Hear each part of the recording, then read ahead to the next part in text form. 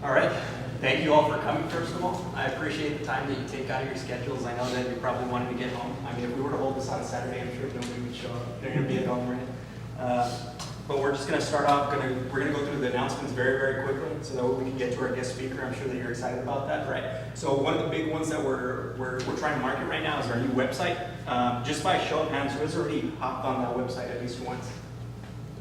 Okay, so a good proportion of you are already on that website, right? So we're going to be managing everything through our website. So your resumes, you can actually build your own resume on the website, right? You also get to, if you have your resume on your website, I know that we brought it up to the Tech Leadership Committee, where we can possibly even get your resumes, basically, or assist you with your resume on developing your resume through the Tech Leadership Committee. So that's one of the things that you can take advantage of. When you have your resume on our website, right? One of the other big things is that if you have your resume, you can build multiple resumes to different types of job specifications, right? So when we do have jobs on this website, all you have to do is select your job or your specific resume and go ahead and attach it to that specific job that we're announcing, right? So we're doing a lot of job announcements right now. We already talked to, right now we're in the process of actually partnering with UTRGV. Very soon we're going to start possibly even having a lot of jobs from the university regarding technology and software development. So it's not just tech, so software developers out there, right? So you also get to communicate with the committees that you're involved with. I really urge you to get involved with committees.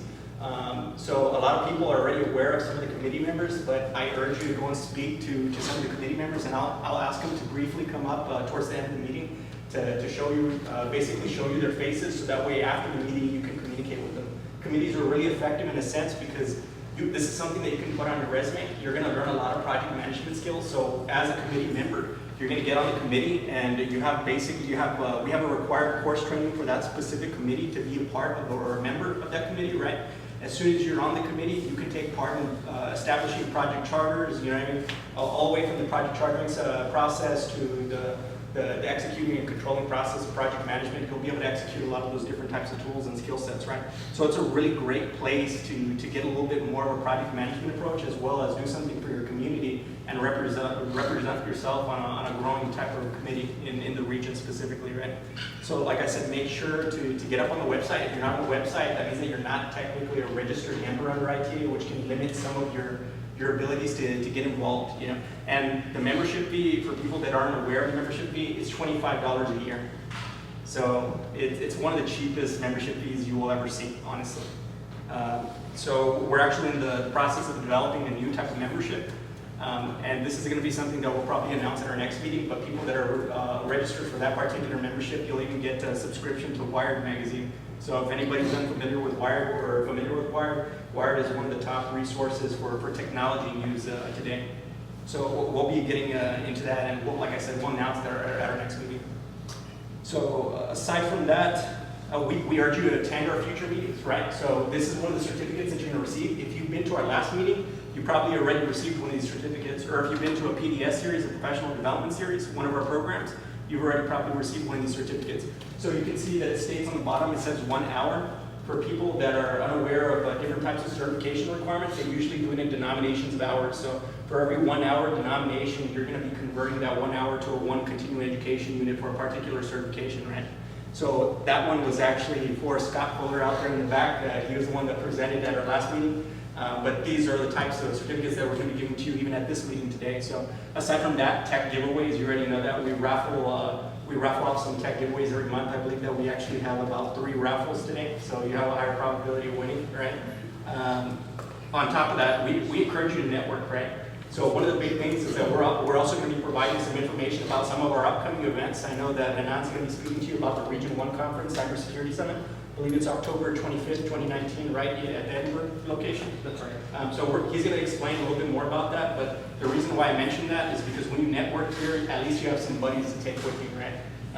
If you're anything like Carlos, maybe you'll have what is it called, a Wi-Fi pineapple in your bag, knocking people off their Wi-Fi. Why are you saying that? Seriously. So tech control program, right now we're recruiting for a tech control program. Instructors are paid, so you get paid by the hour. Usually our average pay for instructors are about $10 an hour. So if you're interested, this is a great opportunity to get some involvement, especially if you're you're currently in school and you have some IT experience and you don't have a full-time job, or you might have a part-time job or some excess time after work, this is a great opportunity for you. Essentially, in this type of position, you would just basically, of course, you would help conduct the job. You'll be able to show some of your project management type of skills, as well as train different types of individuals in that particular field, right?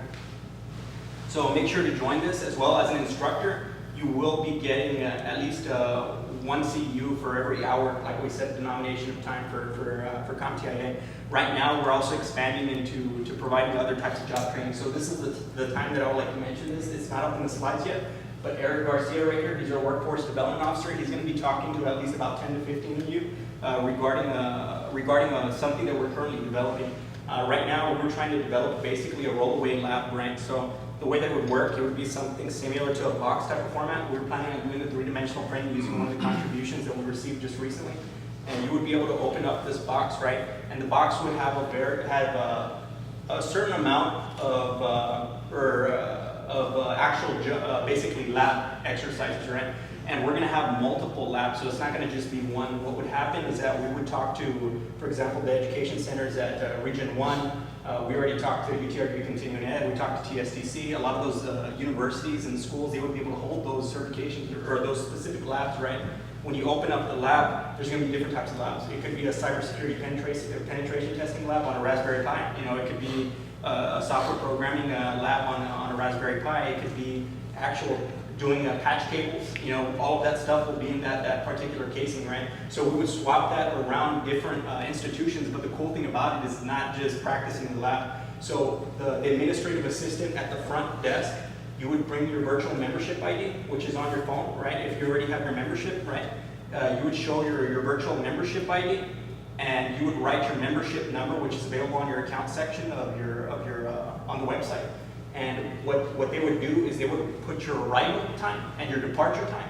And like I said, that 1 hour will be able to transition to CompTIA CEUs as well as CCNA CEUs, CCIE, CCNP, whatever type of lab that's going to be catering towards. So all of the labs are going to have specific objectives and exams, which are going to be listed on the website, and it's going to show you at all times the real-time location where all these different types of labs are going to be accessed, and you can query based off of the certification you're trying to obtain, right?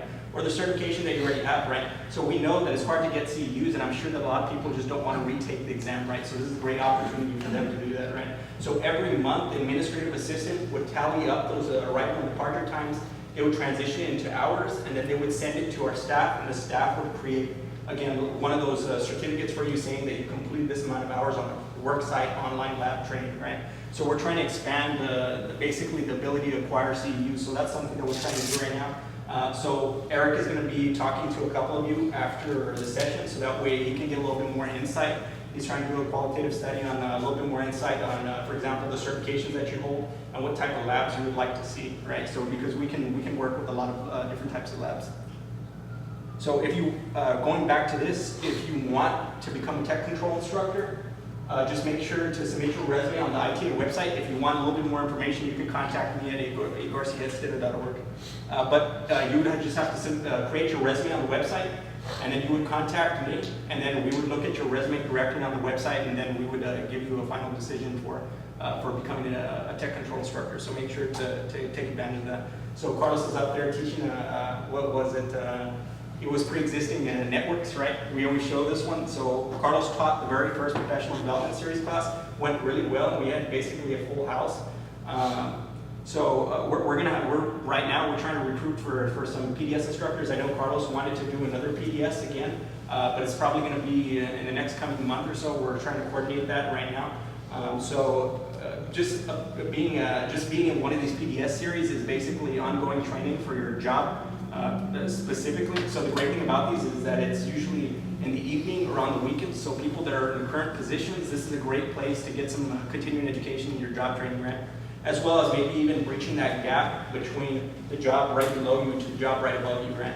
Aside from that, you get continuing education units for being enrolled. But if you have any questions, you can contact Jorge Cisneros. He's right here. He's the Academic Affairs Officer.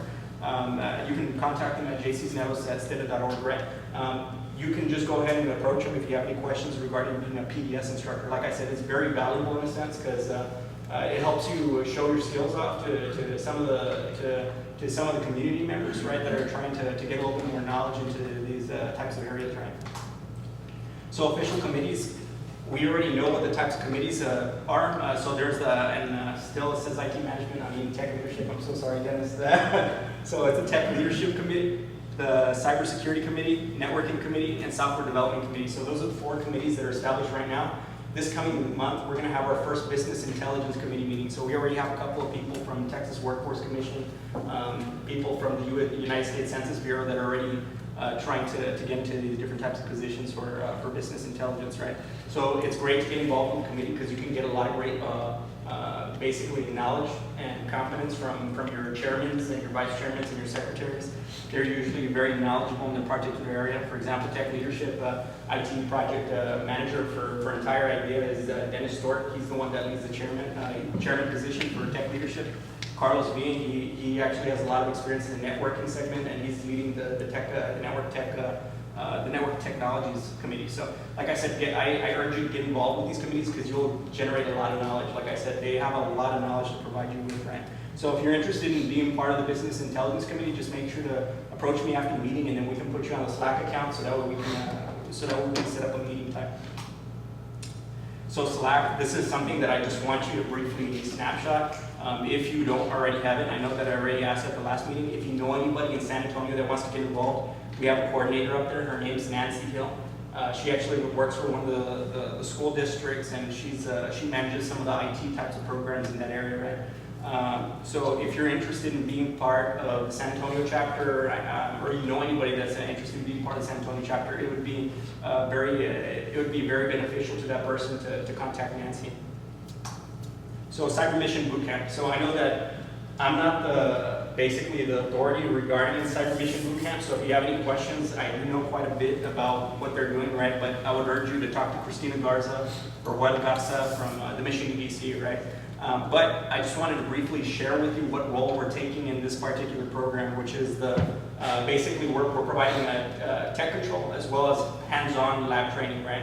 So we're going to be providing that training to all the students that enroll in the Cyber Mission program. There's going to be a specific Cyber Mission membership only for Cyber Mission members, right? So if you're interested in enrolling for Cyber Mission, I believe that the deadline unfortunately was reached already, but the first and second cohort are going to be purely A+, but the one starting next year in January is going to be A+, Net+, and Security+, right? One cohort specifically for IT fundamentals and A+, and one cohort for Network Plus and Security+. So if you don't have your A+, Net+, and Security+, I would really urge you to come out here and really take some time to dive into these courses. They will really help you at the end of the day, right? And for people that have been through the program and didn't get their certifications, make sure to just throw in an application in there to see if you would be able to get your Network Plus and Security Plus certifications, right? So right now, one of the big things that we're trying to talk about is we're going to be providing supplemental instructors. So the supplemental instructors, they were initially going to be paid. However, we tried to go a little bit further than that, and we're going to be providing the CTT Plus vouchers, the exam, as well as the exam material, right? So if anybody's interested in Certified Technical Trainer Plus, so people especially in the Tech Leadership Committee, this should probably raise a lot of eyebrows. I know I see a couple of people that would be perfect for CTT Plus specifically that are trying to get into leadership roles and trying to get into training roles in their organization, right?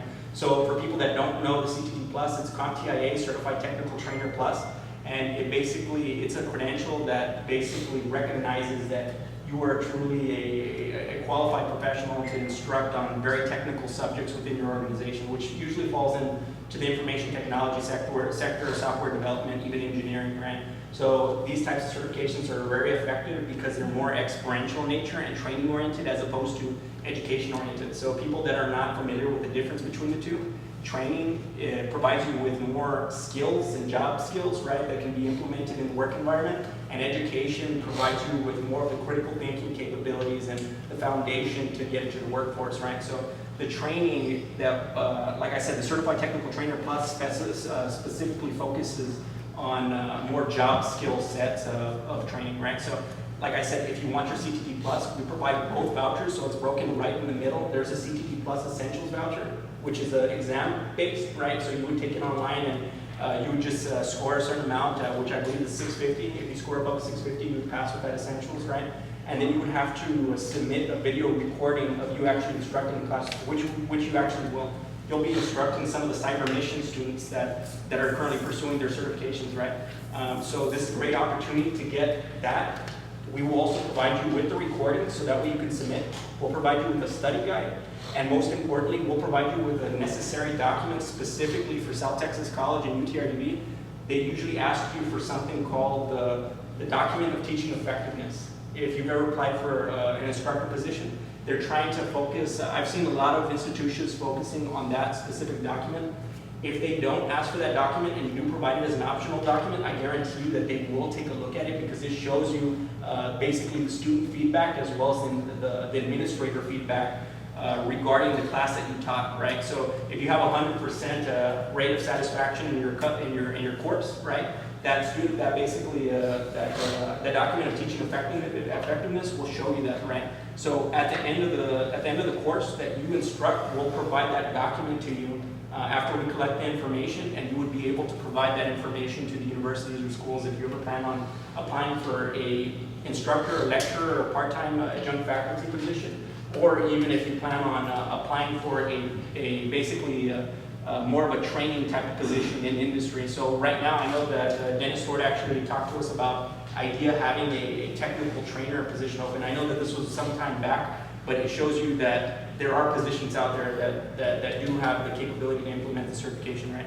So if you are interested, make sure that you have to have your A+, Net+, and Security+. For the first cohort, we can work with people that have an A+ and Net+, or A+ at minimum, because the first and second cohort, which is starting on September 15th, that's primarily just A+ that you're going to be teaching. For the following cohorts, we're going to need somebody with A+ or Security+, right? But we're going to be uploading that specific job description on September 1st, 2019. So if you're interested in this position, it's going to be a part-time position, so it's great for working professionals. And the cool thing about it is that it's on the weekend or it's after work hours, right? So you will provide flexibility for you to coordinate with the CompTIA instructor that's teaching these cyber mission classes. And you can teach on the weekend, and while you're teaching on the weekend, you'll be reviewing your essentials book and even implement some of those CTT Plus essentials body of knowledge while you're actually instructing, right? So you really get the full view of technical training in this particular area, right? So I just want to make sure that everybody knows that it's not just for students or people attending UTRV or somebody that might not have a full-time job. If you do have a full-time job, this would still work for you, especially, right? So if you have any questions, you're more than welcome to approach me again after the meeting. I can provide you with a little bit more information on that. So upcoming events, I'm going to briefly talk about this, and I'm going to let Renan Ramirez present the Cyber Security Summit for Region 1. So our next meeting for ITA is going to be on September 27th, 2019, right? So make sure to put in your calendars. We're going to have a lot of good stuff to show you, right? Texas Cyber Security Summit in Grand Hyatt, Riverwalk, San Antonio, Texas, from October 10th to 12th. Anybody interested in cybersecurity, this would be a great place to get some probably even CEUs and a lot of contacts in the cybersecurity field, right? So I would like to go ahead and introduce Renan Ramirez. For people that don't know Renan, he's actually the IT director at Region 1. So he's going to be presenting the 3rd Annual Cybersecurity Summit team. Let me go ahead and get this up for you. So I want a quick 45-slide present. No, just kidding. All right. So my name is Renan Ramirez. I am the Information Technology Director for Region 1 Education Service Center. Before that, I was the Information Technology Director, CIO for County of Hidalgo. Change of role, same role, different business set. It's been challenging, it's been interesting, it's awesome. So it's something that, guys, always challenge yourselves and go out there, right? And I want to thank Andy for everything that he does for us, because I mean, this is a lot of work, and I think we always need to acknowledge that, right? So first of all, when I moved to the Valley, I've been in the Valley 25 years, and I've always been a tech professional. We would always complain that there's really not enough tech events or tech associations, and we're at a point where there are, right? We've got these associations, we've got RGBTA, we've got courses, we've got events. Go, please go, because we are spending a lot of time putting these together, and we got to get vendors, we got to get sponsors, and we've got to justify that by producing numbers. So don't dismiss them. Great opportunity to learn, great opportunity to network. These sessions will also provide CEUs continuing education credits, it's in cybersecurity, ton of swag, ton of vendors. It's in a great location. The Region 1 building is fantastic. It is right next to the UTRGV gym on Shunier in Jackson in Edinburgh. We also have a ton of food that day. Separately, we are working to develop a youth community event for the following Saturday. That one is still in the infancy, so we'll release that information as we get there, kind of a code jam kind of exercise for kids. So I should have said. So this is the banner, 3rd Annual Cybersecurity Summit. Easy to remember URL, esc1.net/cyber summit. You can get that from Andy or from the ITA website. We've got 5 tracks for presentations. And if you guys are interested in presenting, we will take any presentation submitted. We will consider it. We are interested in anything you guys can come up with. We want to hear from the community, okay? Link, I'll leave this deck for you, and just get it. And again, this is the link. We need volunteers. We need volunteers. Hope to see you guys out there, okay? Thank you.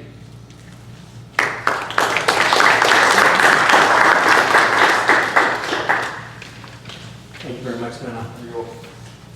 So we'll go and put this information, and we'll modify the actual link on the website, so that way everybody can access that on our events page. I'm going to mention briefly the advisory board. So right now we're building an advisory board. We have a couple of members on the advisory board right now, but this is more for people already in the community. If you're a tech leader or an executive or a growing technology professional in your community, this would be a great opportunity for you to get involved. It's not very taxing on your time, and it's not anything legally oriented, so it should fit into your schedule very well, and maybe a nice line item on the advisory resume, right? So basically, in this type of advisory role, you would become a part of ITA's general mission, right? To achieve digitally oriented communities and to develop professionals in digitally oriented communities, right?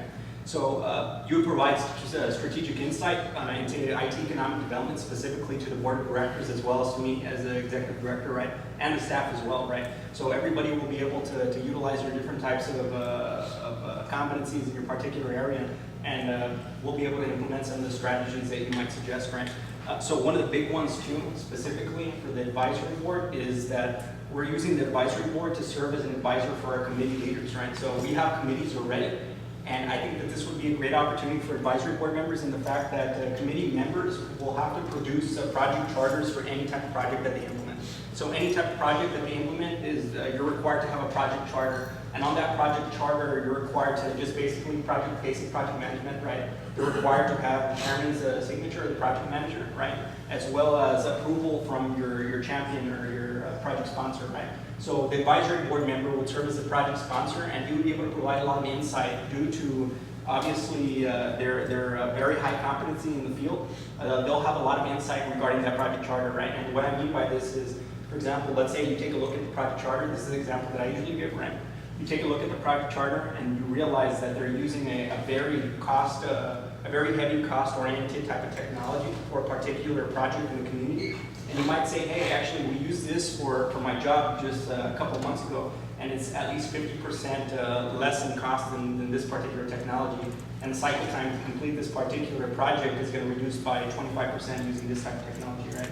So that's the advisory board, you know. So it doesn't really have to take a lot of time. What they'll usually do is they'll present a project charter that's already been developed, and it would take, honestly, maybe about 10 to 15 minutes of your day to really consider that one-page project charter and see basically if there's any type of items that need to be developed into that project charter, right, for implementation phase, right? So it's a great way to get involved with our committees, as well as, like I said, share the title of Information Technology Association, right? I think that this would be a great opportunity, especially for people with a background in IT or economic development, specifically in the IT field, right? So aside from that, one of the big opportunities for this is for people that truly have a big passion in the type of community service, specifically in the economic development sector, right? I know a lot of people here are probably already working in high-level oriented positions that you truly do care about the community, right? And you try to implement any type of policies that when you can to assist the community, right? So this is the perfect area for those types of individuals that truly have passion for the IT community, right? So if you have any questions or you might be interested, you can just shoot me an email at agarciaceta.org. I know that this is a very brief introduction, but if you would like a little bit more information on the subject, you can always send me an email. So I just wanted to introduce the board of directors officially. So right now we're looking for another board of director at the moment, so we can be BBB compliance, the Better Business Bureau for the charity organizations, right? So chairman is Joel Garza, he's the chief operating officer for Mission DC. Vice chairman is Jay Shri Bach, she's assistant vice president of professional education and workforce development. I always say the same, you run out of breath whenever you say that. Scott Fuller, he's our CISO. I would like to actually introduce Scott Fuller, if you can stand up briefly. You might have recognized him for our last meeting. He's on one of our new board members as well. So aside from that, I'm currently serving as a secretary pro tem, just to take minutes for the board meetings. So a lot of the board meeting minutes, they'll be basically developed by me. So those are our new board of directors, and we urge you to get to know some of these board of directors, because they can provide you with a little bit more insight and opportunity regarding the Information Technology Association and where we're going in the future, right?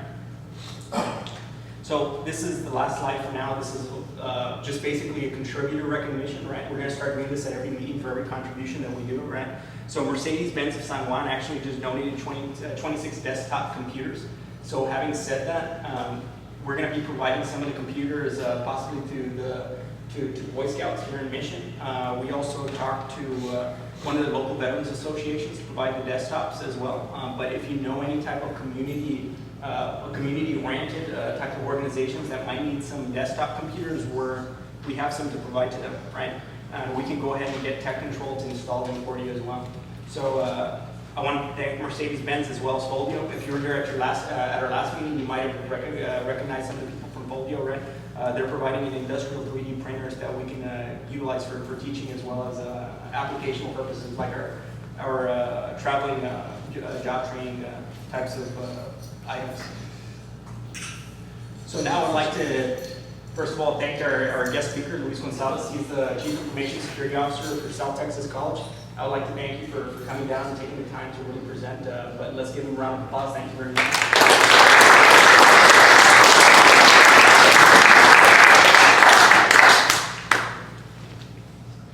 All right, guys. Well, thank you first of all for the opportunity and inviting us here to present. And when I say inviting us, is because I have multiple personalities. And right now on Friday, I kind of feel pretty happy. It's a good turnout. I'm very impressed with all the information that the ITA has been doing. And this is my first meeting coming here, but hopefully it's not my last. I'll make sure that this is something that I start attending on a regular basis, because there's a lot of great things for the community.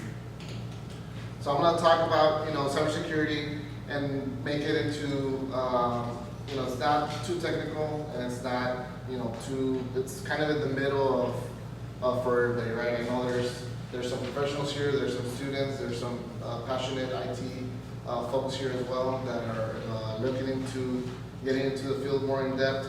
So I'm kind of gonna talk basis right around the middle, right? If there's any questions throughout the presentation, you can interrupt me, you can raise your hand, ask the questions, we can make it as engaging as you guys want it. This hour is for you guys, right? And that's what I want to make sure we get out of this presentation. So this is kind of what we're going to be doing. It's going to be a quick introduction about myself. What are the goals of information security?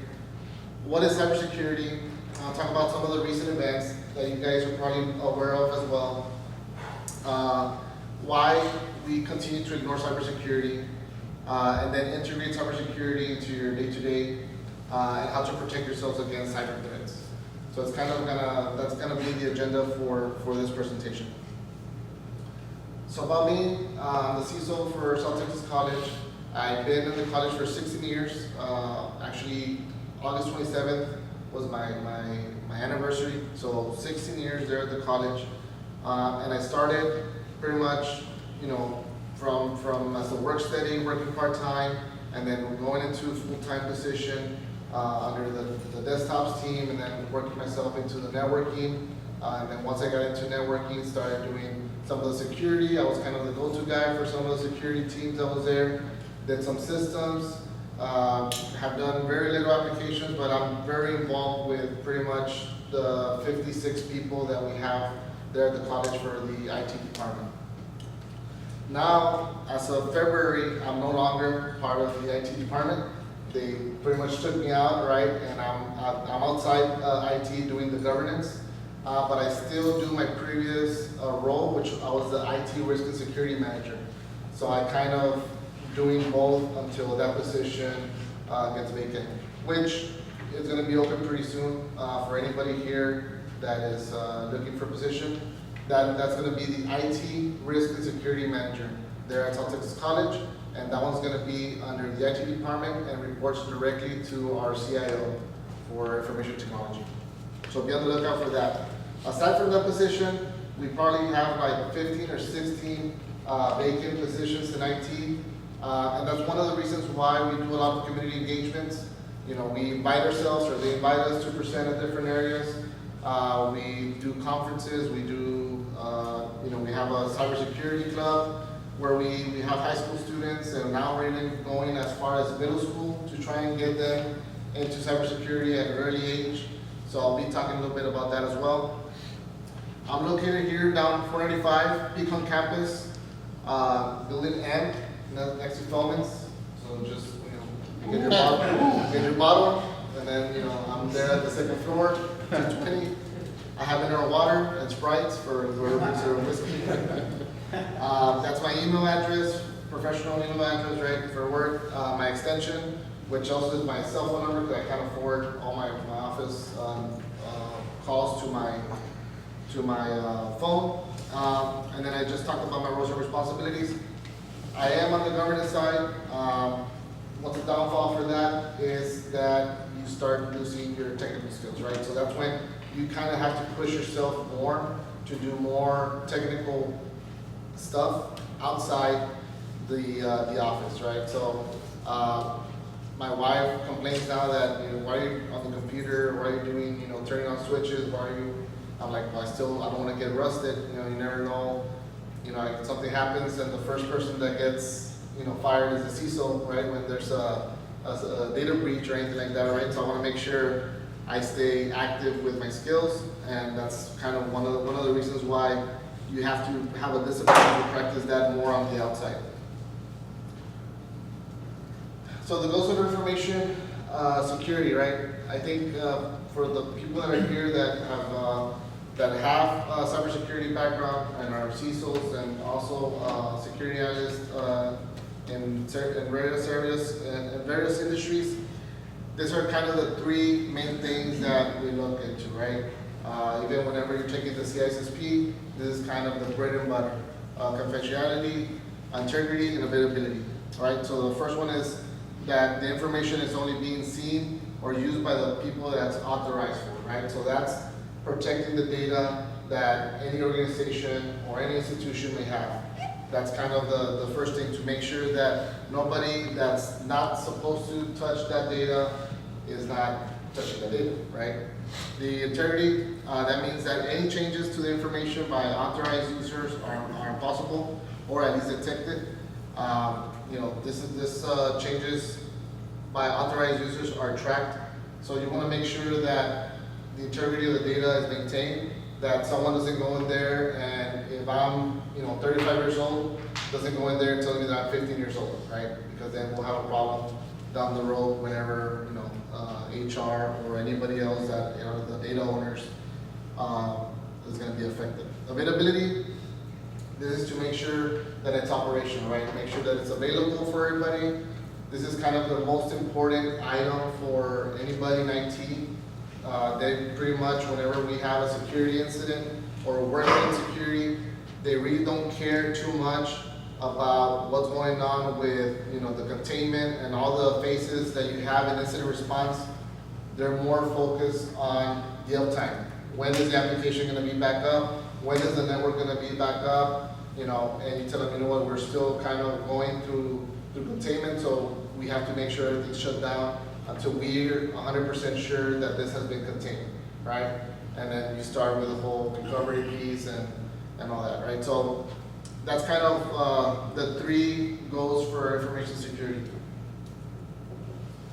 Cybersecurity is the multi-layers of protection spread across the computer, network, programs, or data that one intends to keep safe, right? So you know, how it's no longer where people say, well, I have a firewall and that's it, you know, that's all I'm gonna have, right? Now it's more of a layered approach where you need to have multiple layers of security just in case, you know, one fails, another one detects it.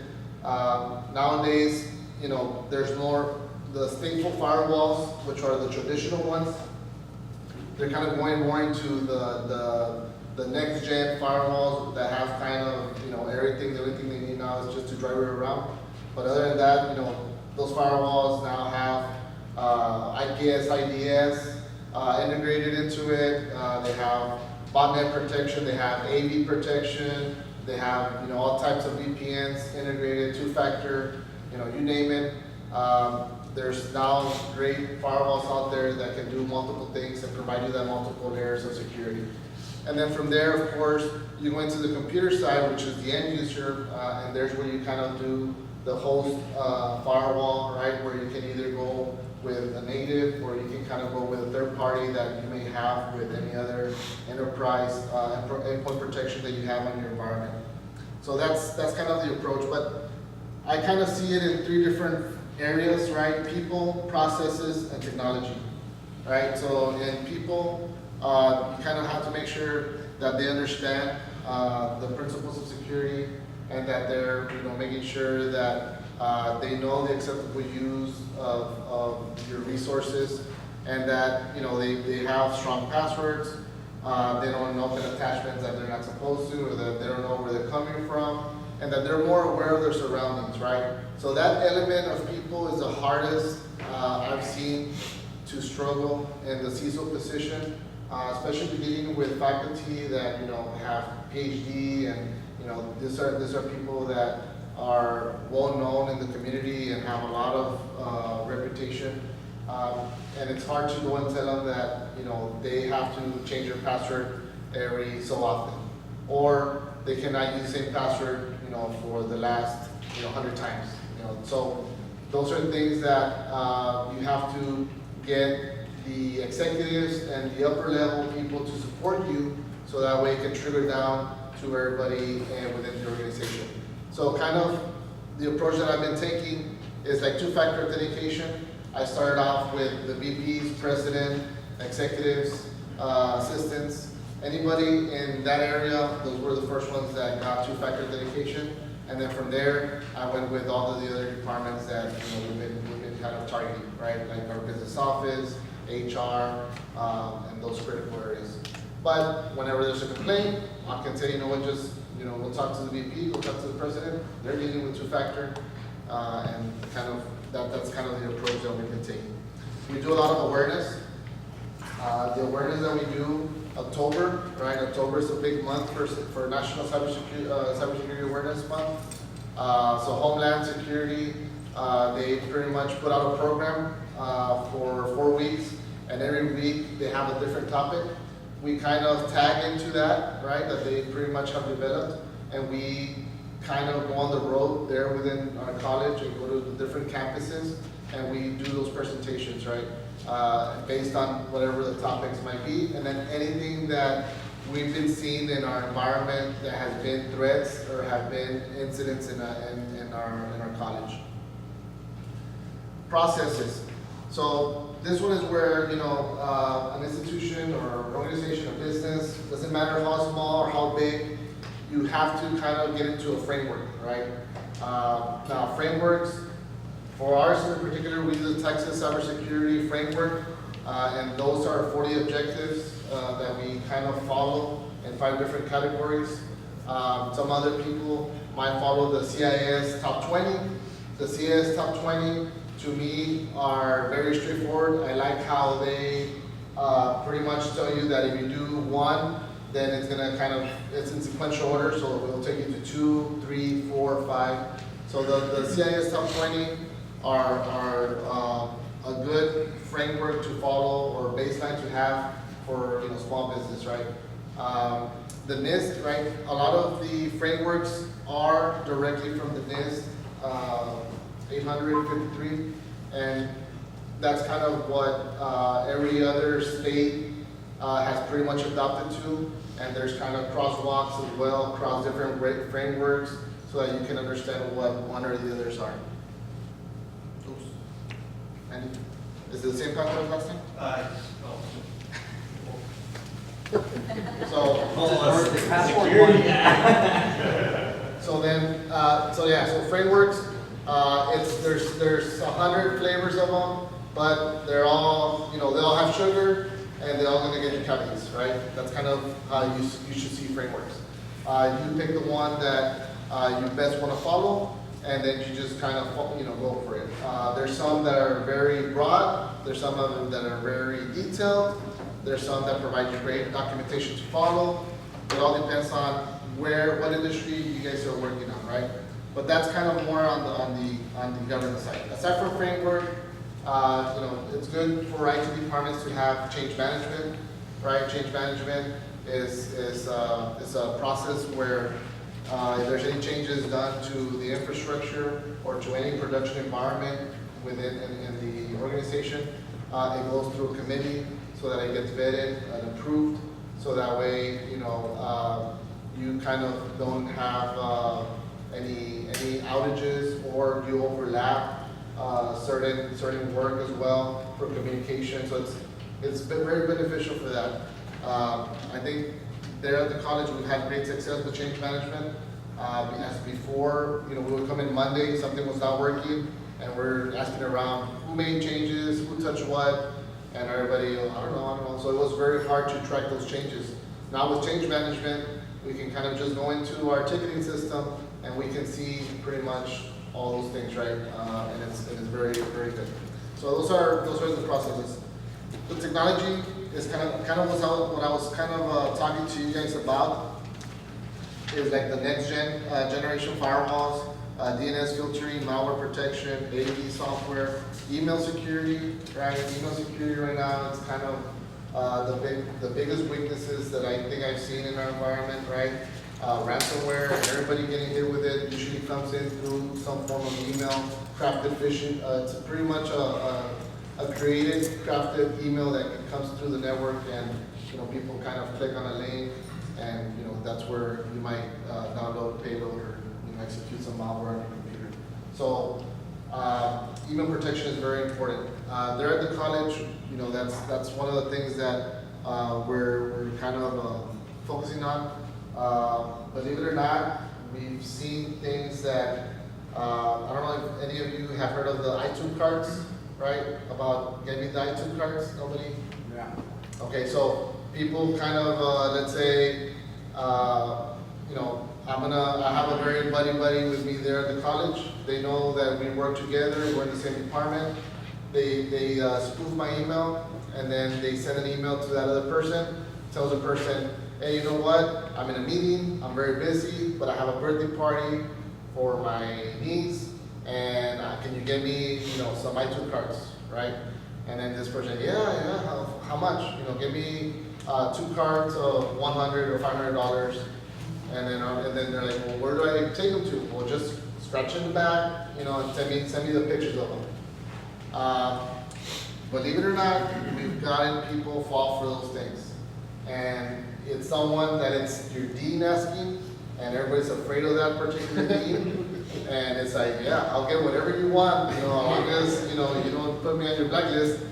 And people don't stop and realize to think that, wait a minute, let me call to verify if it's him or her. They don't see that it's coming from a Gmail account, right, instead of a college account. So there's a lot of things that, that are around email security nowadays, right? Aside from everything that you can do, such as FPF records and other things, DMARC and all that. Any questions so far? Okay. So recent events, the first one since I'm in the higher ed sector, this is kind of some of the information that I found. 31 terabytes of data, estimated worth $3 billion or $3 billion in intellectual property has been pretty much stolen, right? Intellectual property because a lot of the universities that have research in it They might, have invested millions of dollars on one particular research, medical research and all this. So all this data that's stolen is pretty much out there, right? So that's considered intellectual property. So, it's pretty much valuable. It has a certain amount, right? Under Armour, I don't know how many of you are Under Armour users in terms of clothing or fashion, right? But they got compromised usernames and email addresses and passwords for 115 million users. ERS. So I don't know how many of you work for state of Texas, but if you probably got a letter, if you were one of that 1.25 million people in the state of Texas that got their social securities exposed. I was one of them, so I got the letter, right? And then of course the whole 773 million record exploits, right, that exposed. This is kind of a combined, data leak that they had for multiple companies. They have a list of, I don't know how many different companies that you guys can kind of go into and look for. Marriott, same thing. If you're a Marriott award or reward member, see if you're one of those 500 million accounts compromised. And then of course, Facebook had 30 million accounts compromised as well. That's probably the least of the worries. The biggest worry is all the data, that they kind of sell for all the users, right? The profiles and all that. They'll change your relationship status and get you in trouble. Yeah. So what does people still forget about, right? So I kind of, this is one of the slides that I used to talk when I went to present for a school district, and I talked to parents. It was a room full of parents, and I was talking to them kind of what everything was trending right now with the texting and all the acronyms that the kids are using, so that parents can be more aware of those things, and they can see a certain message and say know if their child's in depression, know if their child is being cyberbullied, if they're doing one of those challenges nowadays, right? The Tide and all those other ones that they have going on. So when I was going to them, right, they were like, well, my house is very safe. My daughter, we locked the door. We're in a gated community. So my daughter is safe from any type of, malicious people, right? And I go, well, do you know how long they're on the internet? Do you know who they're on the internet with, right? So we kind of forget, we kind of are very aware of the physical security, right? But we're, which is a very important component in information security, right? The physical part of it. But we also have to worry about the digital assets, right? And this is something that not many people are aware of. We have all these devices in our network. Aside from the CISO, I also teach as an adjunct there for Sussex College, and I teach networking classes. And one of the networking classes that I have them do, one of the assignments, is that I have them go and do a risk assessment on their environment. So they have to go home, they have to provide me all the devices that are connected to their router, and then they have give me firmware, give me any type of patches that they may have on the computer, and see if they're outdated, if they have any vulnerabilities. And one of the things that I get a lot from the students is like, man, my neighbor came, for a barbecue. I hooked them up to the wireless, and then that guy, is still connected to my wireless because he's next door to my house. So he's still feeding off my wireless, and I go, well, have you checked, the settings? Because some people say, well, I had a hard drive connected on the network. That's where we upload our family pictures and all that. And then do you have that shared to everybody? Yes. Everyone? Yes. No restrictions? No. So then there's a possibility that your neighbor might be able to see that within your house, right? So those are awareness that, a lot of times us, even myself, right, we don't take under consideration. Knowing how many people are connected to your wireless router, it's something that we take for granted, right? But we have barbecues, we have piñatas here, right, and all that stuff. So those are things that people still forget about it, right? So the lost and stolen devices, very important that, encryption, disk encryption is very important on any device, even on a desktop, is very important because people can still, jack the hard drives out. So you have to, make sure that you have some type of encryption, you have some type of PIN on your phone so that people, cannot just swipe and go into your information. The dangers of Wi-Fi, we're talking about someone carrying a pineapple on their backpack, right, and all that. So, going to open Wi-Fi is something that's very scary, right? That you guys have to be aware of.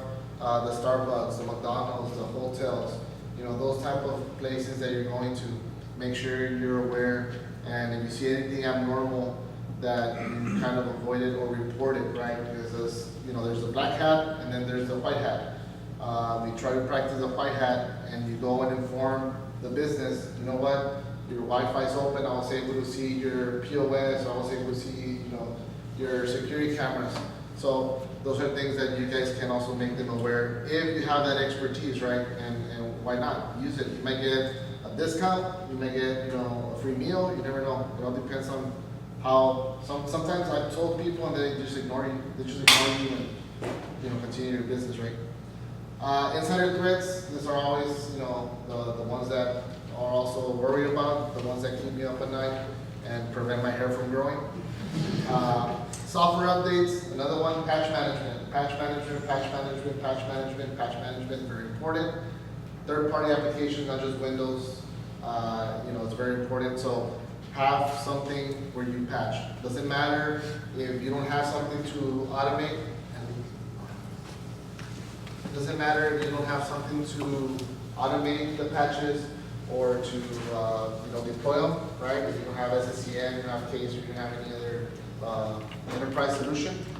So if you don't, right, work on manual updates. Doesn't matter if you have 50 computers, until you find something, patching is very important. So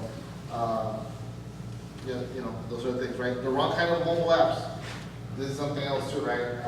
Android, I don't know how many are Apple here, Apple users.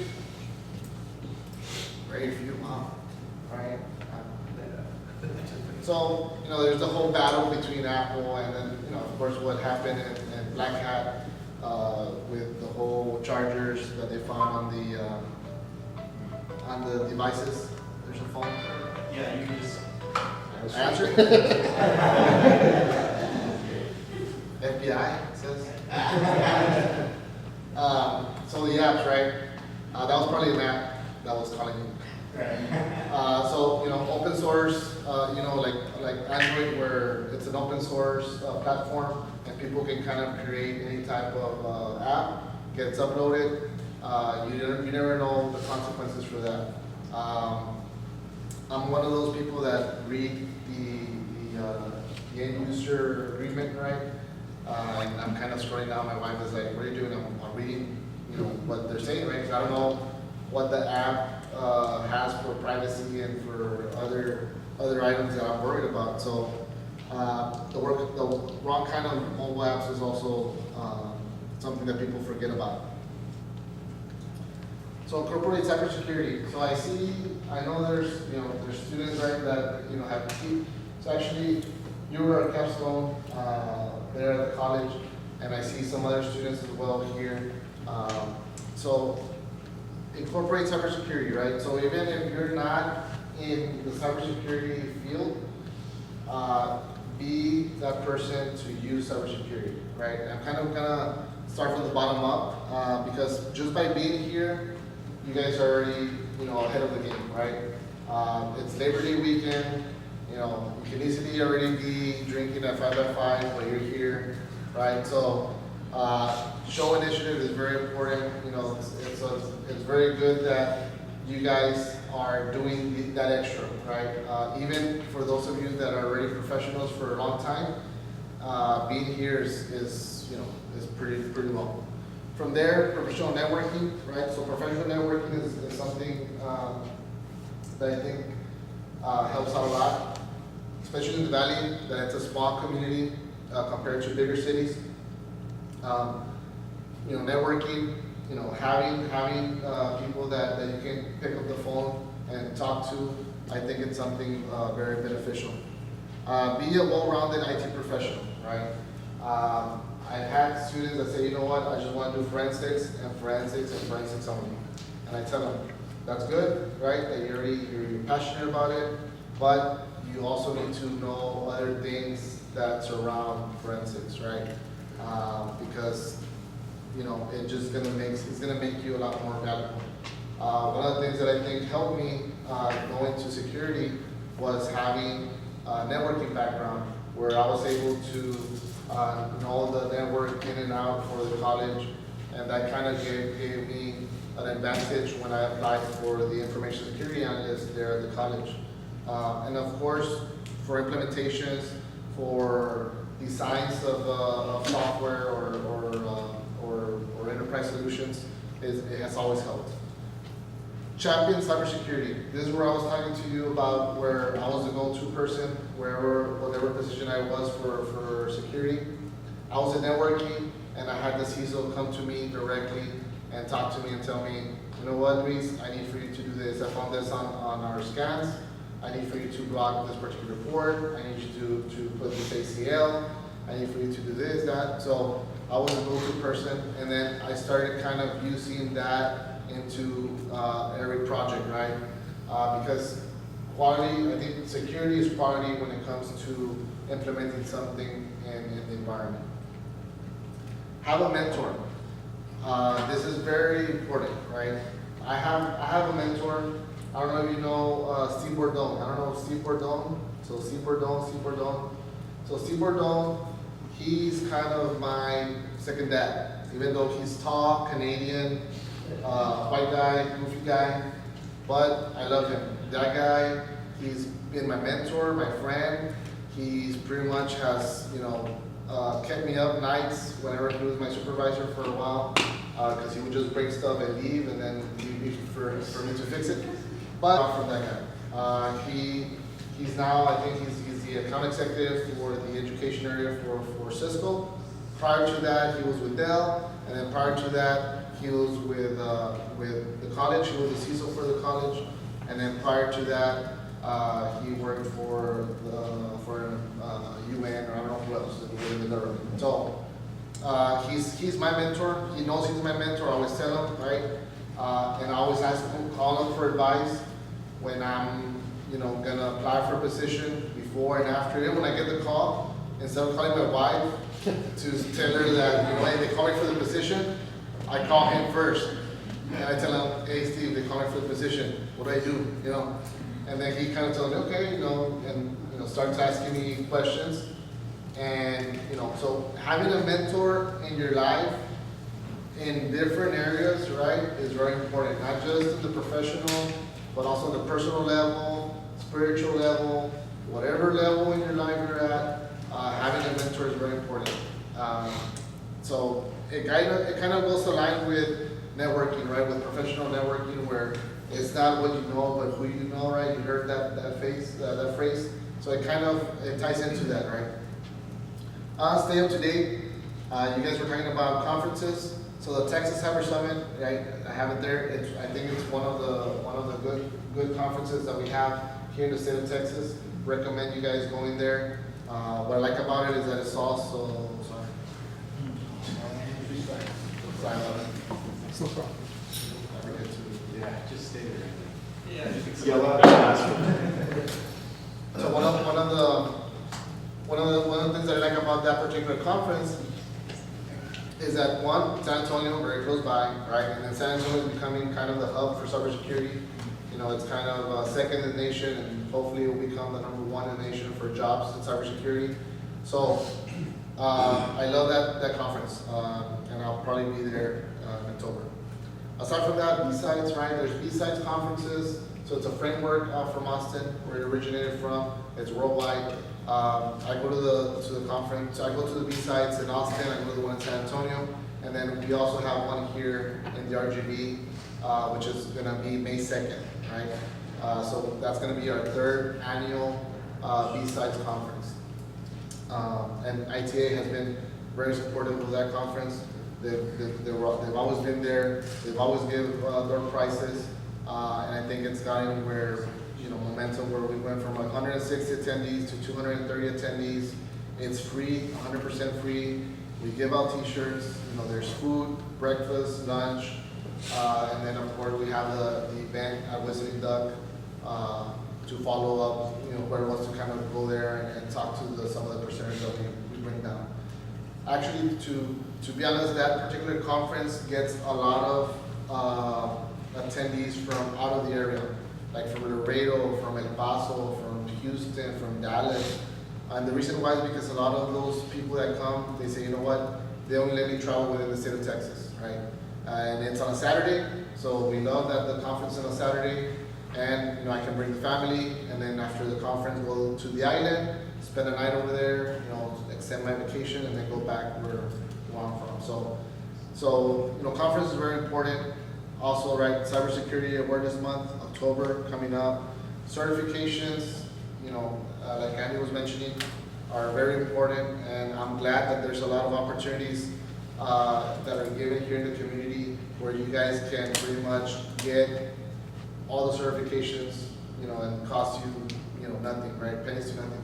Also, what Region 1 is doing, where they're bringing a lot of the trainings down here so that you can, you know, get them at a better price. I think those are very important things. Certifications is what's kind of separate you from the others. That's what I've seen, especially when you apply. There's an impact. In the hiring, there's an impact too. You know, we've seen two people with the same experience, with the same degrees in education, and what's gonna, you know, kind of be the selling point is the certifications, right? One, they already have them. We don't have to invest in professional development.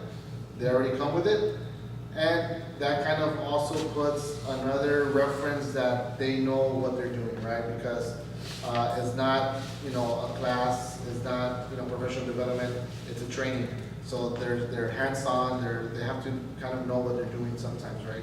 And certain certifications as well. So that's very important. Material, reading material, very important. Wired, you know, SE Magazine, whatever you guys do. Chapters, you know, InfraGuard, I don't know if you guys heard of InfraGuard. It's kind of by the FBI. We have a chapter down here. I'm tied into the chapter in San Antonio, just because they have a bigger pool of people, of members. But I'm hoping that, you know, we can kind of grow the one that we have here in the valley. IC Squared, you know, those are chapters too. We used to have a chapter at UTRGV. I don't know if that still has momentum or not. And then of course, the technology associations, right? Like being here is very important because there's a lot of information, and aside from that, you're getting ahead of everybody else, right? There's also organizations, nonprofit organizations that you can also tie into. So like the Multi-State Information Sharing and Analysis Center, I don't know how many of you are part of MS ISAC? MS ISAC? Right, it's only one. County is also. Okay, so MS ISAC provides a lot of services. Aside from that, there's also another one for higher ed, which is Red ISAC. That's from the University of Indiana. It's also nonprofit. They have a lot of resources as well, right? So for those of you that may not have a security team, these people, you know, you can kind of purchase services that are very cheap on a monthly basis, and they'll put sensors in your environment, and they'll kind of analyze your logs, and if they see anything malicious, they'll notify you, and there's an escalation process on how you're gonna kind of mitigate that particular vulnerability. So those are things that are very important for you guys to do. But show initiative is very important. You know, I like when I see a student that, you know, is consistent. I like when a student, you know, comes to your door 3 or 4 times asking about that part-time job, asking about how they can improve, asking about how they can, you know, volunteer. So all those things, you know, they show, and it kind of has the word around of that type of work ethic that a student may have, right? So here are some things, you know, these are stuff that kind of put in the middle. Password management software, right, very important. You know, the whole post-its thing still underneath a keyboard, I think, hopefully is something in the past, and people are not practicing that anymore. So password management is very important. Don't use the same password, right? Have that separation between your work environment and your personal life. Don't mix them together. Don't use your work email to subscribe to Groupons or Target or anything like that as well. Have that separation, because you're gonna either you're gonna be, if you have an email security appliance or solution, you're gonna see the top one targeted people are usually the people that use their work email to subscribe to everything in their mothers, right? So you gotta make sure you have that separation. Change your password frequently. If your organization does not have a password complexity policy or anything like that, you follow the one that maybe NIST provides or someone else provides. Have it, change it every 90 days, like if it's an admin account. Do those things, practice those things. Don't connect to open Wi-Fi, let's talk about that, right? So, password management software, follow your identity, your social, it's with you for the rest of your life, right? So, you gotta make sure you protect that. Credit Karma, I think it's, everybody has heard of Credit Karma. It's a free tool where you can kind of see if someone has been running your credit or not. You can even lock your credit with the credit bureaus, and then whenever you're gonna go and apply for credit, you can allow whatever financial institution to run your credit. You can do that. Do those things, right?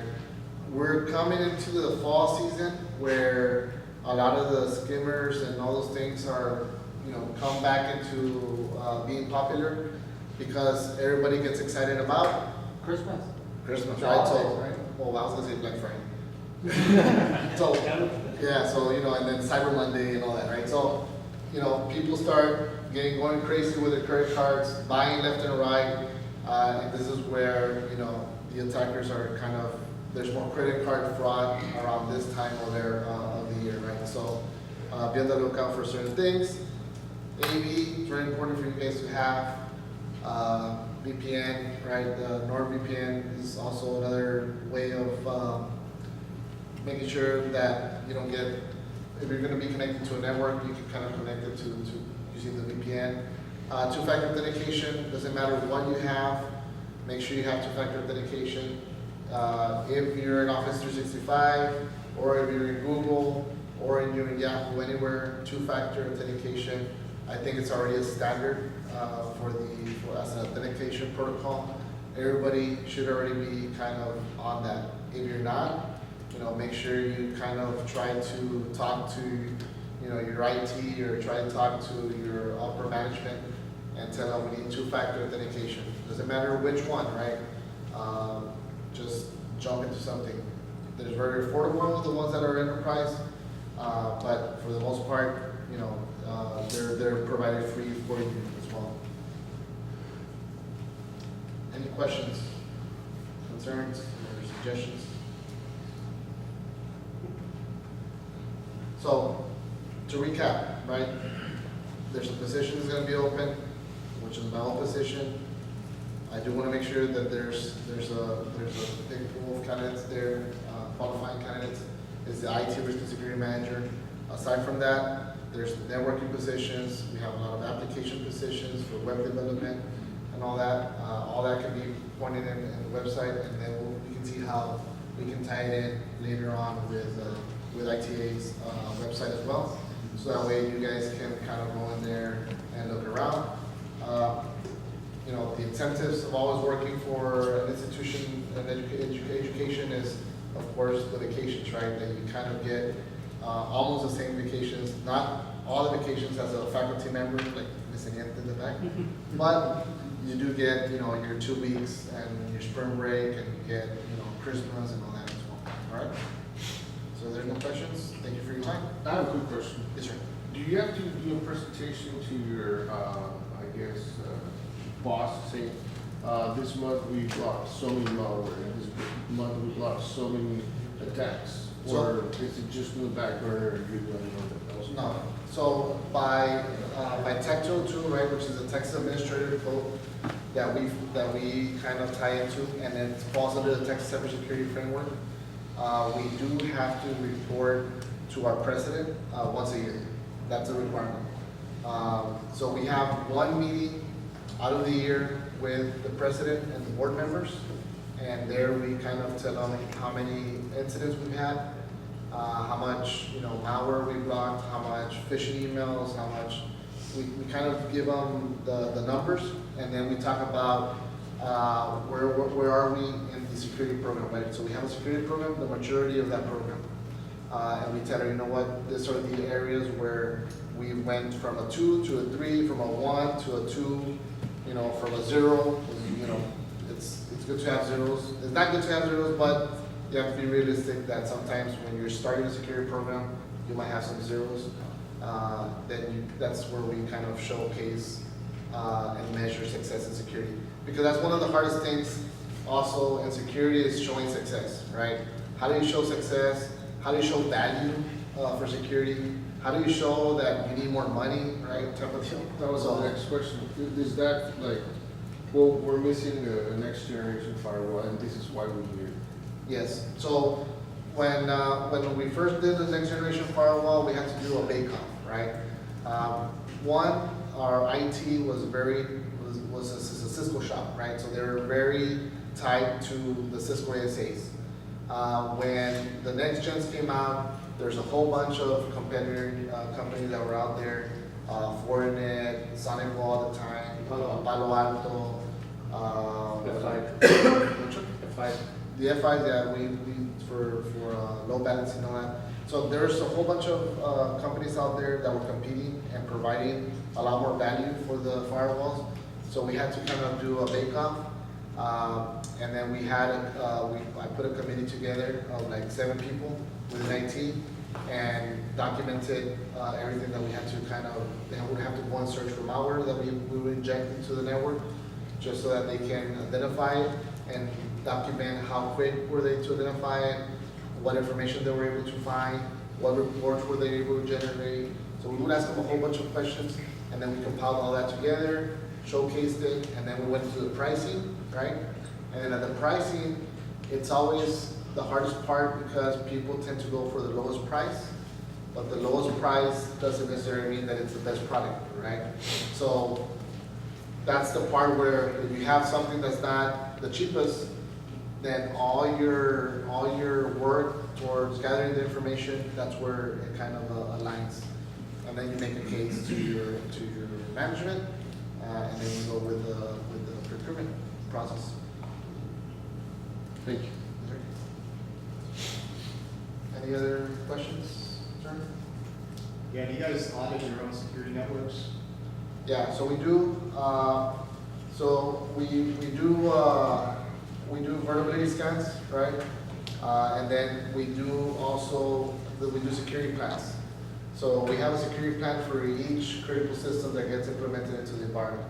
So if someone is going to go into production, let's say they're going to put a web server into production, it's a brand new server with some brand new applications in it, then they have to do the security plan, and they work with the operational security team within IT, and then from there it goes to our office in InfoSec, and we review it, and then we kind of make sure that there's controls in place, right?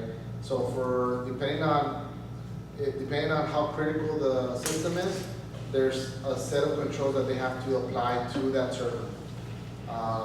For example, timeout sessions, it might be 2-factor, we might have to do logging, right, log retention for over a year, depending on if it's tapping into critical data, and if it's a public-facing application, depending on all those things, we have bucket of control lists that they have to apply to the system.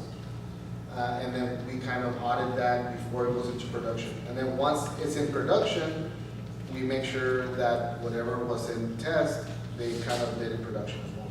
If not, we have the authority through our VP and our CIO from IT to shut it down from the network until they kind of get it back to standard. Yes. so you were mentioning about the firewalls. So STC, instead of security, is migrating from ASA to Palo Alto, or I mean, you guys going more for Palo Alto than Cisco ASA? Is that an option that has worked better for you guys? It's because I'm the net admin at Rockville PUB, Okay. and we're using Cisco ASAs because we're very familiar with the firepower and everything, and so we were wondering how Palo Alto has been working for you guys. So we went with Sidewall Okay. at the time, right? Right now, we're in that 5-year mark, we have to start a project all over again to start replacing the firewalls because they're gonna go in the black. When we went to Cisco, right, from Cisco to Sonic Wall, the usability was there, right? We don't have a specialized person that's a firewall admin. If we did, like HRGB, they have Ramon, right? At that time, I don't know Yeah. who's the firewall admin now, but that, Ramon was his bread and butter. Nobody touches babies because he would, get after you, right? So he was the firewall admin. In our case, we don't, right? So we have a team, let's say, of 4 or 5 network admins, and depending on who falls on the work order, gets a work order, they have to do the firewall entry, they have to do the NAT, they have to do whatever configuration, they might have to do an upgrade on it, the maintenance if they're on call, and it falls under their time that they're on call. So we don't have someone specialized. One of the things that we did when we moved to the new firewall is that we got everybody trained and everybody certified in Sonic Wall so that they were able to manage it. That was one of the requirements that we had. If you're gonna be an admin on the firewall, you need to get certified, right? So we got them certified, okay, now you're the firewall admin, and you can also do changes. But since we have a change management process, we have a firewall form that people have to fill out, and we document all the firewall forms. And then every 6 months, we review those firewall entries to make sure that they match and that people don't go from port 80 to any, right? Because people sometimes say, well, I need port 80 and 443. And then they come to realize that they need some other ports. And instead of troubleshooting what ports they need, they're like, you know what, I'm just gonna put any. And then you have a firewall, you have a hole there that, anybody can go into with any type of malicious port. So, that's why we have that checks and balances. But we were able to change from Cisco to Sonic Wall, and then now we're gonna start looking at what other firewall we're gonna be getting as well. Because as you know, Sonic Wall became popular for a while when it was under Dell, and then all of a sudden they got sold to Francisco Partners, and then their R&D kind of went down. Our sales rep Tommy, he left to Fortinet, and so it kind of went downhill from that, right? So that's kind of our approach went for that. Any other questions?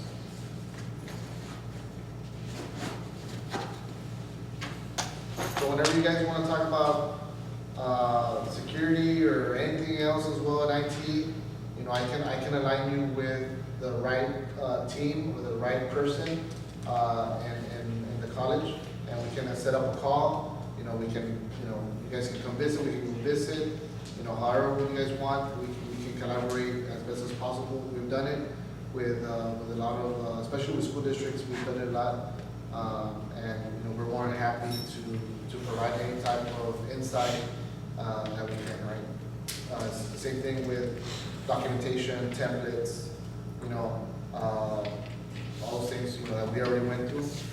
I don't mind sharing that information as well. Yeah, it's because we have been seeing that Cisco has been left behind a little bit in sense of firewall. Like Juniper is very good, Palo Alto is awesome. So yeah, remember I told you about my mentor? And So my mentor, even, the thing is, Cisco is very good at switching and routing, right? That's kind of and then wireless, right, of course. But their switching and routing is their bread and butter, and for them to have a firewall as well, which they've done very good, and they got it better than when it first started, because their licensing platform for Cisco and SmartNet and all that is ridiculous, right? They would have like 25 different licenses to run a firewall, and it was just tedious, right? Just to maintain all that.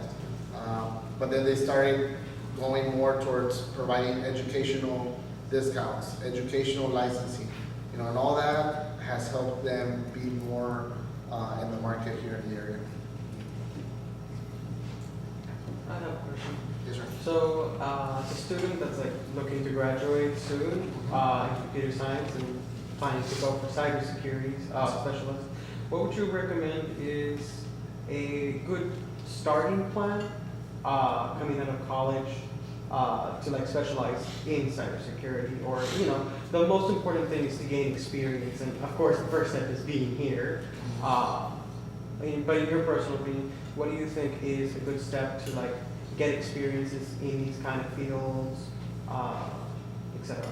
Okay, so like in my personal experience, networking got me into cybersecurity. Now I see a lot of demand towards web development, right? And on the software application side. The reason why is because of cloud computing, right? Now infrastructure being outsourced to, you know, Amazon and to Rackspace and to other cloud providers. The piece of knowing the infrastructure is there, right? But now we need people that know, you know, SQL injections, and also what, you know, what web crawling are, and all different languages. That now people are trying to do, web developers are now talking about Docker, right? Containers. And that's been a game changer, right? Because what they're trying to do is just from have a container where they're developing, and then from there take it to production, skipping, you know, the systems team, skipping the networking team, skipping everybody else, and going straight to production. It's very scary, right? So I think you have an advantage there having the computer science degree, and then from there kind of going into maybe some web development for a couple of years, and then from there kind of being the go-to person for security. That's going to kind of take you into cybersecurity. Unfortunately, a lot of the positions in security want a minimum of 3 years of IT experience, right? In any area or any field, right? So all you have to do is just get into the organization that you want to work for, or even something related to where you want to work for. Do your time, right? And at the time, also while you're doing that, start prepping on the security side, and then from there you can kind of jump into cybersecurity. So we do need them, especially web developers. We do need them, right? Scripting, right? So you know we do a lot of PowerShell scripts, a lot of Python scripts that we do for a lot of the things that we do in the back end to gather the data. So we need that expertise, right? And me coming from the networking side, that was my challenge as soon as I went into network into security, is that, you know, that piece, right? But luckily, you know, it was when PowerShell was just kicking off, and that's kind of where I was able to grow with it, right? And now we use it, you know, pretty much on a daily basis for a lot of Active Directory things that we get from it. Any other questions? I hear crickets. Thank you, this is a great presentation.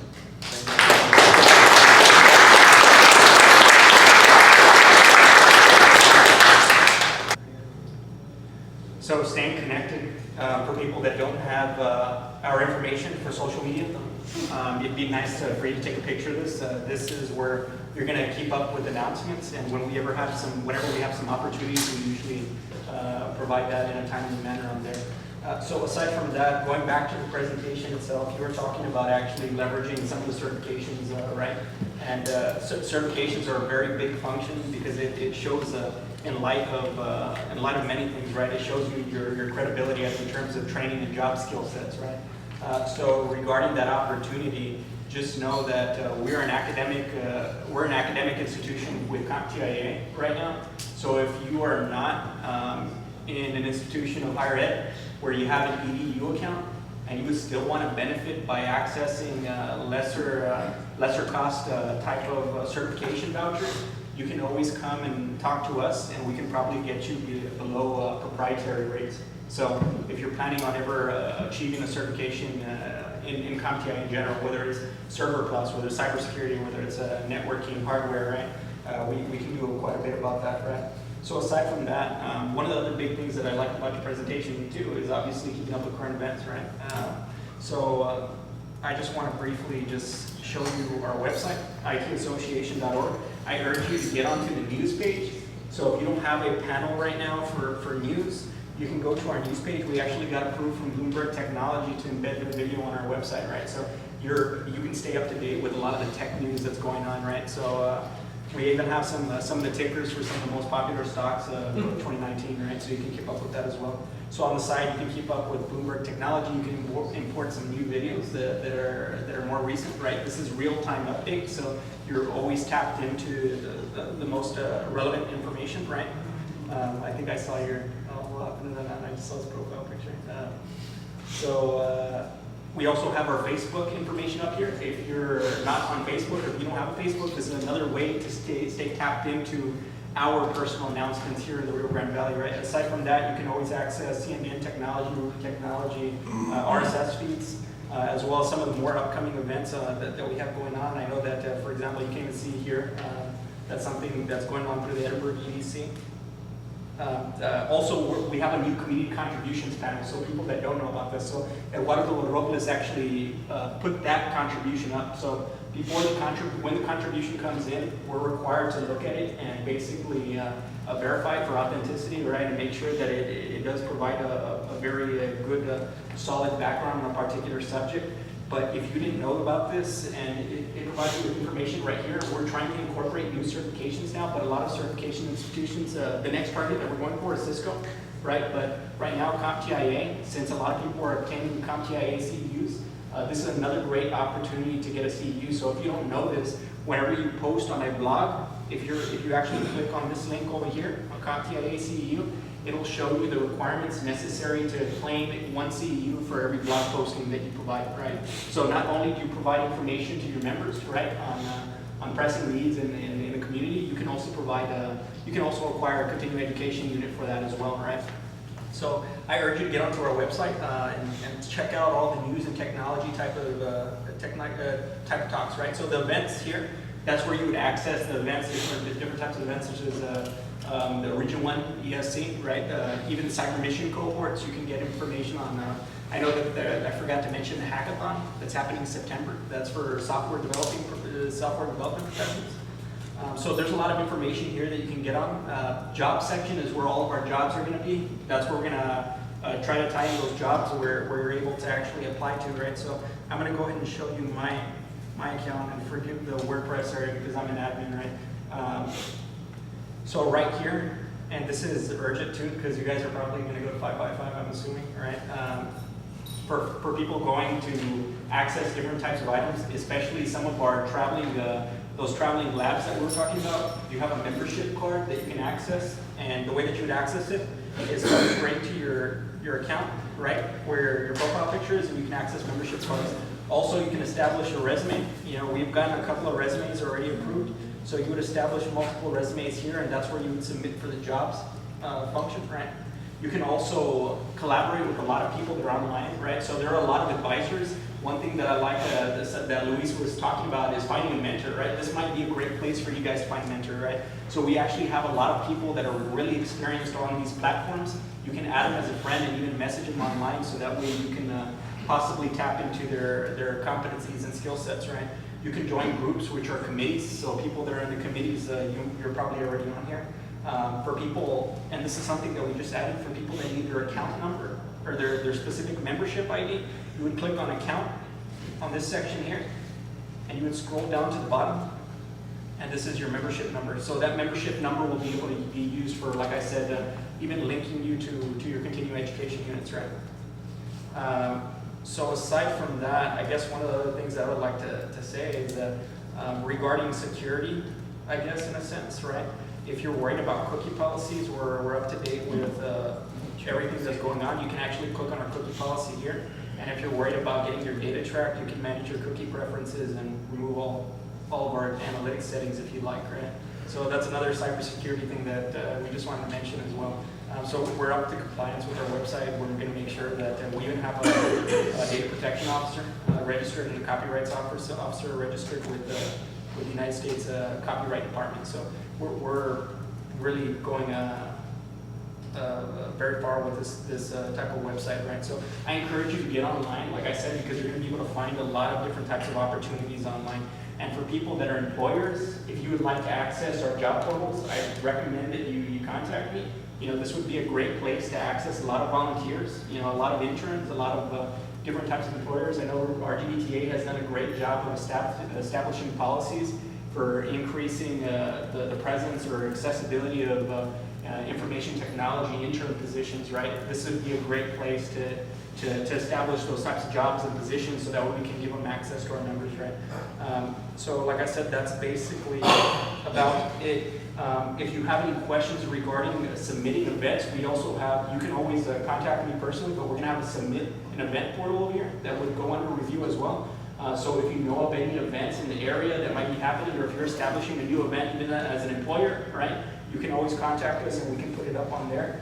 Aside from that, I would like to make a little shout out to Renan, but for people that are interested in the CCNA programs, they're actually having a CC Max program. I believe it's in October. So it's the Cisco, obviously the CCNA, the Networking Associate certification, but it's an accelerated format, so you'd be finished in about 5 days. We were just talking about your CC Max program. So aside from that, I just wanted to go ahead and just open up the floor to any type of committee announcements very quick. Anybody on a committee? Does anybody want to make an announcement? I know that Carlos will be having a network technologies professional development series soon. So if you want to get involved with the network technologies committee, if you're into heavy networking, I would suggest talking to Carlos V. If you could just raise your hand so that way everybody knows. Okay, so Carlos V, he's the chairman for the Network Technologies Committee. I would urge you to talk to him to get involved. Dennis Stewart for the Tech Leadership Committee, if you can raise your hand. People that are involved, that want to get involved with ITIL, service management in IT, even Kaizen, Six Sigma or Lean IT, that would be the perfect opportunity for you, and project management as well, right? Aside from that, software development is, okay, if you could raise your hand back there, software development, I think both of you guys are actually here. So if you wanted to talk to for software development, that would be your go-to for doing any type of more coding-oriented types of projects, right?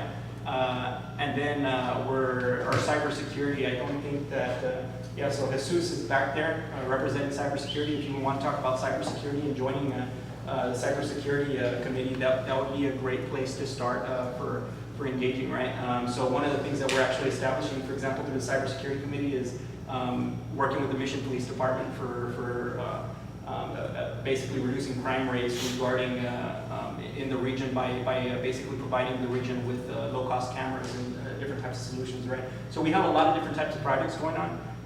I would suggest getting involved with one of the committees. That would be a great place to start, right? So, just one thing I want to make mention on is that that September hackathon one in Austin. If anybody does want to attend that, so you can get at us on our groups or come talk to us. We want to see if we can start getting a head count ready, so that way we can see about any carpooling opportunities and stuff like that, just to save everybody a couple of bucks on the trip out there. So thank you, Bernie. Yeah, that's like I said, get a network going on so that you can carpool to events like that. So now having said that, the roster, do you know where the roster is? Over here. Did everybody get to check in on the roster yet? Yes, everybody checked in on Eventbrite? Okay. All right, so we're going to end our meeting with our rapport. Were you going to say something? Yeah, the shirt. Okay, so first one will be the Fire TV stick. And I don't know if you want to explain that. No, I had a chance to go to Las Vegas for the CompTIA Telecom like 2 weeks ago, and I got you guys this shirt. So, like, it's from all the past venues. Next year's in Orlando, so it's worth it. If you guys can't afford it or it's not in your plans, we can add you as our company and you don't have to pay for it. So, just get there and it's paid for. So. Hey, it's not an expensive flight on Allegiant to Orlando. Not terrible. There's a tote bag as well. Not terrible. Okay, so I'm going to go ahead and see. So random number generator, that's what we usually use. So let's see, first candidate, number 36. Okay, wasn't here. Number 4, Julio Ayala.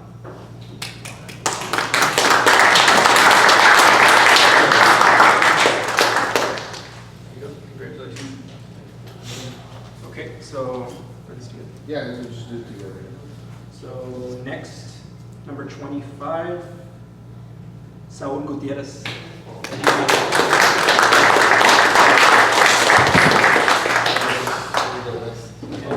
Okay. Well, thank you very much for attending. That's all the announcements that we have for right now. So we have, oh, I'm sorry, if you can, sorry, one last announcement. Just a reminder, guys, please don't forget to go and sign up for membership. Soon we will start being a lot more strict about membership enrollment. So please remember, it's only $25 per year. You get your money's worth by the second meeting, just in the food. But yes, please So- remember, go register. Regarding